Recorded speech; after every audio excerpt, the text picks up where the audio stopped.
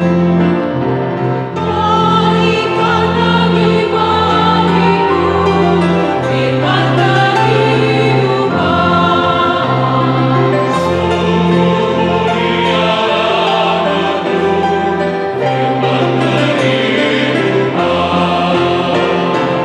Firman yang terindah, ajarku setia, indah benar, ajaib benar, firman kehidupan. Indah benar, ajaib benar, firman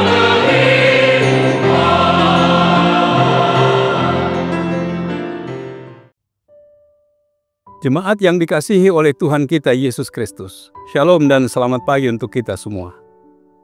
Firman kehidupan di pagi hari ini tertulis dalam surat Paulus kepada jemaat di Kolose, pasal 1 ayat 3. Kami selalu mengucap syukur kepada Allah, Bapa Tuhan kita Yesus Kristus, setiap kali kami berdoa untuk kamu.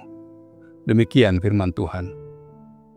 Saudara-saudara yang dikasihi oleh Tuhan kita Yesus Kristus, jemaat di kota Kolose bukan didirikan oleh Rasul Paulus, melainkan dirintis oleh Epapras.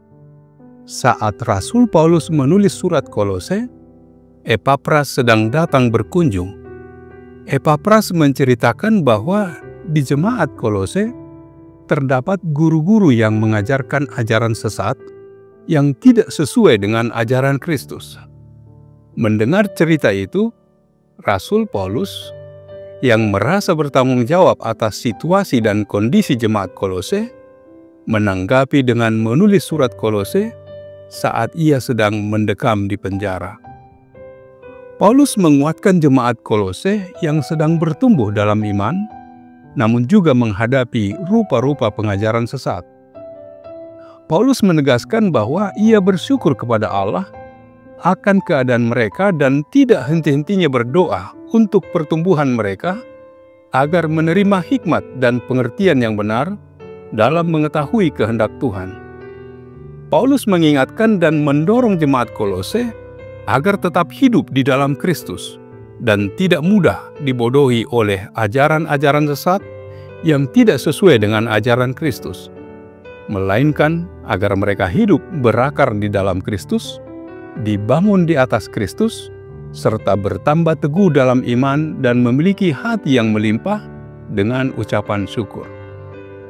Rasul Paulus menginginkan agar jemaat Kolose tidak mengganti Yesus Kristus sebagai inti kepercayaan Kristen dengan ajaran lain. Ia mengajar jemaat Kolose untuk mengagungkan Kristus sebagai gambar Allah yang sulung. Dan yang paling utama, Kristus adalah pencipta, penopang segala sesuatu, kepala jemaat atau kepala gereja. Dialah yang pertama bangkit dari antara orang mati.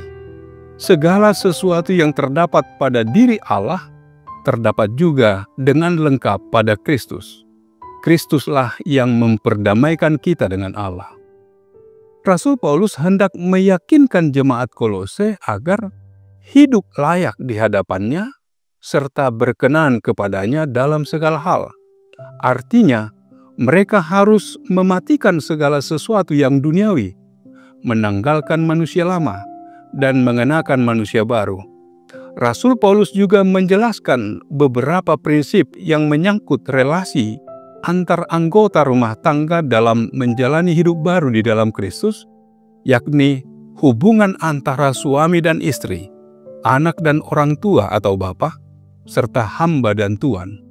Rasul Paulus mengajarkan dalam surat Kolose agar jemaat memiliki keyakinan yang kuat di dalam Yesus Kristus dengan mewaspadai ajaran sesat yang membahayakan jemaat Kolose, serta agar jemaat menerapkan ajaran Yesus Kristus dalam kehidupan sehari-hari untuk hidup tetap di dalam Kristus, berakar di dalam Kristus dan bertambah teguh dalam iman sebagai penerapan kehidupan yang baru di dalam Kristus.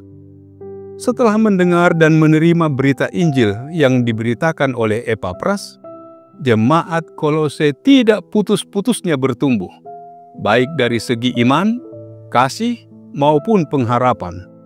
Jemaat Kolose bersyukur karena Allah sudah menyediakan kehidupan kekal di sorga saat mereka menerima Yesus Kristus.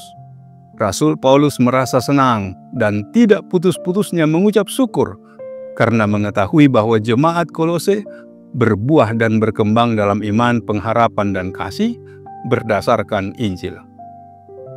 Meskipun jemaat Kolose bertumbuh dengan baik, Paulus menghendaki agar jemaat Kolose tidak puas dengan kemajuan mereka. Ia menginginkan agar jemaat Kolose bukan hanya bertumbuh, tetapi mengetahui kehendak Allah dengan sempurna. Perjalanan hidup orang Kristen seharusnya tidak mengenal arti mundur atau berhenti, melainkan harus terus bertumbuh secara rohani.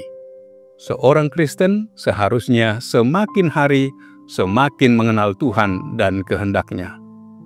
Jemaat Kolose seharusnya bukan hanya mendengar, melainkan benar-benar mengenal dan menghayati kasih karunia Allah.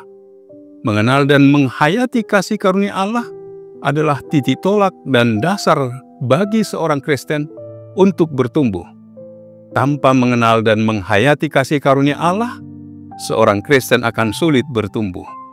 Seperti jemaat Kolose, kita diminta agar semakin mengenal dan mengalami kasih karunia Allah, serta semakin mengenal kehendak Tuhan, sehingga hidup kita menjadi layak dan berkenan kepada-Nya. Kita harus mewujudkan hidup yang layak dan berkenan kepada Tuhan dalam kehidupan sehari-hari. Amin. Marilah kita berdoa. Bapa di surga, terima kasih Tuhan atas berkat pemeliharaan kasih-Mu. Kami boleh mendengar firman-Mu, dan seperti doa Paulus kepada jemaat di Kolose yang selalu mengucap syukur kepada Allah, biarlah setiap kami saling mendoakan seorang dengan yang lain, agar kami tetap kuat di dalam iman percaya kami pada Kristus.